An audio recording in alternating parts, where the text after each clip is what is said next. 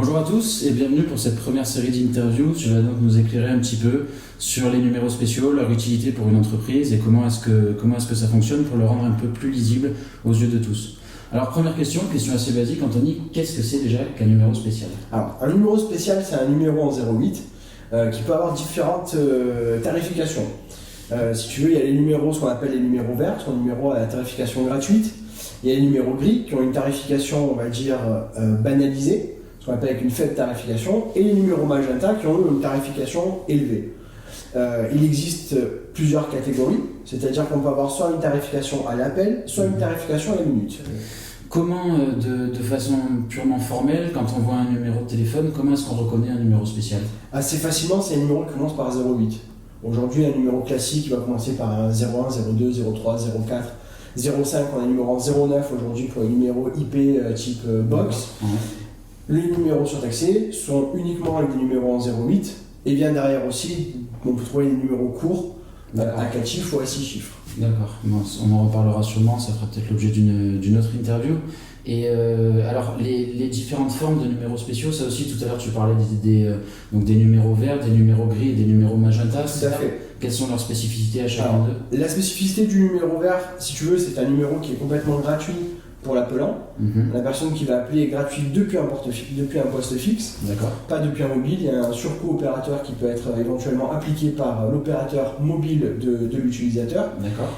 Et donc le coût de communication est à la charge de l'entreprise qui utilise le 0800. D'accord. Ensuite, tu as les numéros gris qui ont qu'on appelle une tarification banalisée.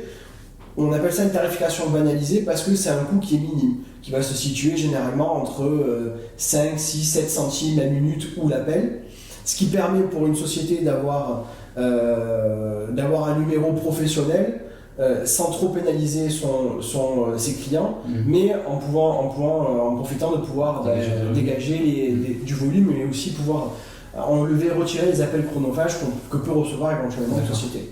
Et après, donc, tu as les numéros magenta qui ont eu une surtaxe forte qui peut aller de 80 centimes l'appel, enfin 80 centimes la minute ou 3 euros l'appel.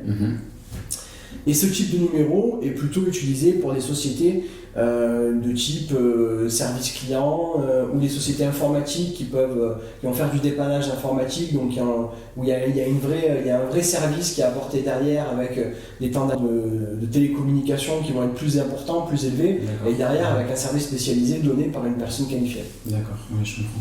Justement, à ce propos, donc, tu nous parles des différents styles d'entreprises, des différents types d'entreprises qui utilisent ces numéros. Alors, tu nous as parlé des sociétés spécialisées dans l'informatique. Quelles autres sociétés qui utilisent aujourd'hui les numéros surtaxés? Toute entreprise peut utiliser une société. Aujourd'hui, effectivement, les numéros spéciaux sont dédiés aux entreprises, non aux particuliers. Alors, ça peut aller de la société qui va utiliser ça pour son service client, pour son service après-vente, pour son service de dépannage. Ça peut être également la société qui va avoir sa hotline 24/7 dédiée à des professionnels ou dédiée à sa clientèle, on va dire haut de gamme, sa clientèle Gold, qui va utiliser un numéro non surtaxé, un numéro vert du coup en 0800, pour pouvoir donner un service un peu plus spécifique à ses clients haut de gamme.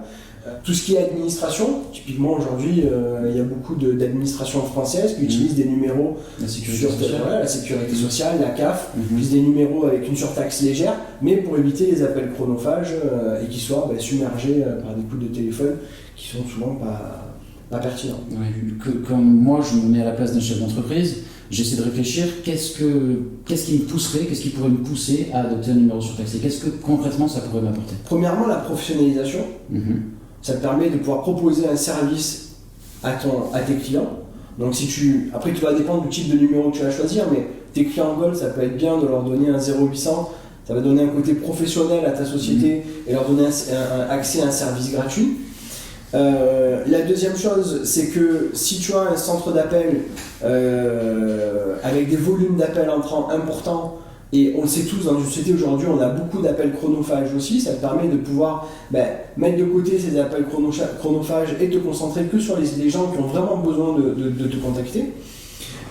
Et troisièmement, ça permet aussi de ne pas donner de géolocalisation à ta société. Ah, d'accord. Par exemple, tu es une société tu es à Marseille, mais tu as un rayonnement sur le plan national.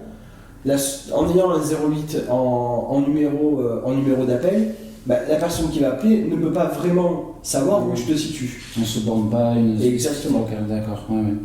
Ok, et donc vous, chez Assist Télécom, vous proposez ce genre de produit, donc on peut vous contacter pour n'importe quel numéro. Effectivement, Assist Télécom est opérateur téléphonique dans les numéros spéciaux. On dispose de nos propres tranches de numéros. On a un vrai savoir-faire là-dedans, c'est notre cœur de métier depuis maintenant bientôt 10 ans. Donc voilà, n'hésitez pas à nous contacter pour obtenir un numéro, on sera pleinement vous satisfaire. Merci Anthony. Merci à toi Benoît. Et puis prochaine série d'interviews, ce sera sur les numéros verts.